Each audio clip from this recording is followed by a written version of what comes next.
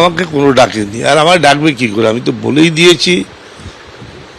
তো যা আমি শুনলাম লোকের কাছে, আমাকে অনেকে যোগাযোগও করেছিল, তো আমার মনে হয় না বেড়াতে খুব একটা কেউ গেছে, কিন্তু আমাকে ডাকেনি। আমাকে ডাকবে কেন? আমি তো ওনার নেতৃত্ব মানি না, আমি তো এই নেতৃত্বের পরিবর্তন চাই। গিয়ে কি করবো? ওরা তো নিজের প্রোটেকশন খুঁজছে, আমাদের কে খুঁজবে?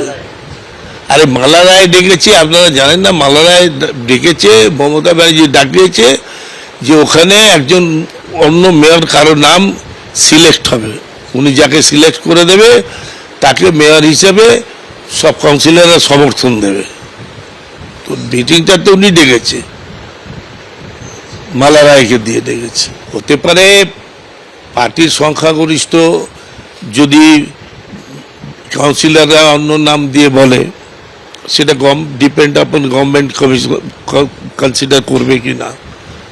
এখানে তো রাজ্যপাল নেই, আর যদি করে তাহলে কেউ মেয়র হবে, যেরকম বিরোধী দল নেতা হলো ওখানে।